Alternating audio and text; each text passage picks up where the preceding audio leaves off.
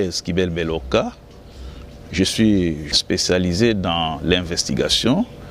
Je suis aussi formateur sur l'investigation par hypothèse. C'est que je suis aussi directeur de publication du journal Les Coulisses. Mais souvent, je signe Nikes Kibel Beloka, journaliste d'investigation et écrivain, directeur du journal Les Coulisses. Je suis aussi écrivain parce que j'ai déjà produit pratiquement 6 livres. Actuellement, je vis à l'est de la RDC.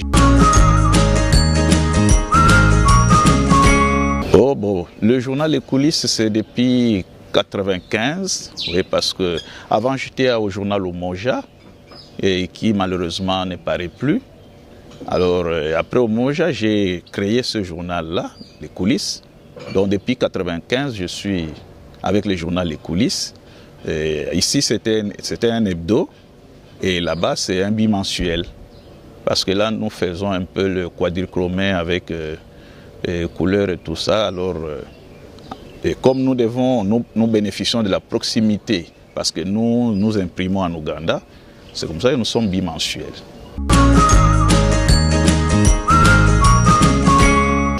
Beaucoup de souvenirs, ça nous prendra même une semaine si je dois vous les raconter. Et donc j'ai fait la prison. J'ai pratiquement dans ma carrière eu au moins, je pense, au moins 6 procès. J'en ai gagné 2 ou 3. Donc, et puis il y a un où j'ai été condamné. Un autre souvenir, comme j'ai dit, je le mets toujours dans le cadre de la profession, du cursus normal du journaliste. J'ai eu beaucoup de déboires avec le RCD. À l'époque, ils étaient rebelles. Ils m'ont même relégué, ils m'ont abandonné dans le parc, mais bon. J'ai été aussi fait otage avec le professeur Ntumbalwaba à Mandro, donc otage de Thomas Lubanga et Chef Kawa à 12 km de Bunia à Mandro pendant une semaine avec le professeur Ntumbalwaba. De bons souvenirs, il y en a aussi beaucoup, parce que d'abord j'ai reçu un prix, on n'en parle plus, le prix Toge Noir. Vous savez, ici à Kinshasa, il y a une association des juristes, des avocats, qui s'appelle Toge Noir. À l'époque, on distribuait des prix. Donc j'ai reçu ces prix-là. J'ai aussi reçu le prix Abrams pour la conservation de la nature. En 2009, j'ai reçu le prix africain de la liberté de la presse. En 2014, j'ai été proclamé parmi les 100 journalistes, je ne sais pas comment on peut dire ça, par Reporters sans frontières, les 100 héros de l'information à travers le monde. C'est une question assez difficile parce qu'il y a beaucoup d'axes. Les réponses sont multiples et multiformes. Mais disons que puisque nous parlons, puisque nous jouissons quand même de l'air libre, nous pouvons dire que oui, le pays est démocratique à notre manière. La cause d'abord, c'est la loi. Parce que nos lois, les lois qui garantissent la liberté d'expression, les lois qui nous régissent, ce sont des lois liberticides. C'est des lois calquées sur le code pénal belge à l'époque et français. Mais on n'a pas fait le toilettage. De deux, les conditions même de l'exercice de notre fonction, de notre profession.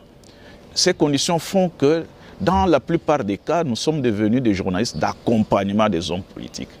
Et quand nous accompagnons des hommes politiques, nous ne pouvons pas faire normalement et très bien notre travail. Donc nous sommes dans un environnement, dans un marasme, dans un environnement qui ne permet pas ou qui ne permet qu'aux courageux de faire cela. Bon, je n'irai pas jusqu'à critiquer nos organes, mais je dis simplement ceci, la meilleure façon d'aider les journalistes, c'est d'organiser des formations. Comme on dit, construire des capacités, donc essayer d'améliorer dans la presse pour que nous soyons une presse responsable, une presse digne d'un pays démocratique. Nous sommes en guerre à l'Est, nous disons, est-ce que le gouvernement fait suffisamment, même si ça fait une année qu'il y a eu alternance, tant que la guerre n'est pas encore terminée, nous disons, le gouvernement n'a pas encore réussi parce qu'il faut sécuriser pour qu'il y ait développement. Sans sécurité, il n'y a pas de développement. Nous avons tout un problème. Une année après l'alternance, beaucoup reste à faire, beaucoup peut à faire, pas reste, mais beaucoup à faire. Mais surtout, le vrai problème, c'est l'insécurité. Le deuxième vrai problème, c'est la corruption. Il faut lutter contre la corruption pour donner un peu d'espoir au peuple congolais. Et il faut y croire, parce que si on ne croit pas, c'est-à-dire que le pays nous échappe. Il faut y croire, mais combien de temps? Tout dépend des moyens. Parce que l'insécurité à l'Est, je le dis à chaque fois que j'interviens, l'insécurité à l'Est, c'est la nouvelle nature de la guerre. Nous avons des armées classiques, mais l'insécurité, c'est la guerre asymétrique. Et il faudrait réadapter des troupes pour la guerre asymétrique, pour la guérilla. À ce moment-là, on pourra mettre fin à l'insécurité. Donc l'avenir de l'Est dans 5 mois, c'est l'avenir de notre pays dans 5 mois. Si l'Est est découpé du pays, nous ne serons plus la République démocratique du Congo.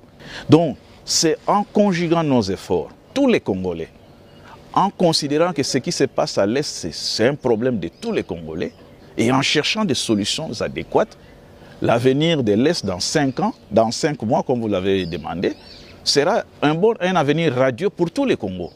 Ça sera ou ça ne sera pas, et tout dépend de nous. Lorsque nous avons étudié, les choses n'étaient pas comme aujourd'hui. Aujourd'hui, avec les nouvelles technologies de l'information et de la communication, il y a beaucoup de choses qui entrent en jeu. Et mon fils, ma fille, mon petit-fils, ma petite-fille est libre d'exercer, mais de faire mieux que nous. De faire mieux que nous. Au regard des contextes socio-économiques qui se présentent. Parce que moi, qu'est-ce que je lui dirais? Fais de ton mieux pour que tu deviennes patron de toi-même.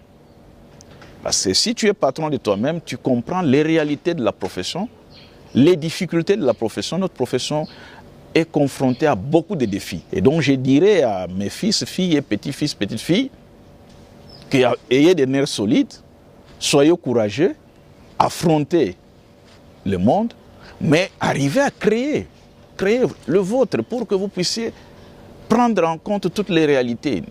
Nous avons été gérés, mais soyez vous-même vos propres gestionnaires. Voilà les conseils que je peux donner, que je donnerai à mes petits-fils, parce que je n'en ai pas encore jusque-là.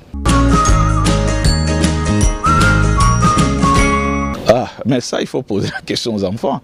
Peut-être moi, je crois être le meilleur, et les enfants disent non, papa n'est pas le meilleur. Mais le souhait, c'est toujours d'apporter l'affection à ces enfants, ces petits-enfants, et leur donner des possibilités d'évoluer normalement, mais surtout, même à votre absence, qu'ils apprennent à être des hommes qui s'assument. Ah, ma distraction préférée, c'est la musique. Je travaille toujours avec la musique à côté. Trop jeune, j'ai aimé des voix comme les Bozi, comme les Bimiombale, des gens, la musique de Kester, la musique de Kofi, mais surtout la musique de Taboulé. Et puis, la lecture, je lis beaucoup. Comme j'écris beaucoup, je lis beaucoup. Et puis, je fais la marche à pied. Oh, si vous m'invitez, vous me faites les foufous avec les makayabou, je mange très très bien.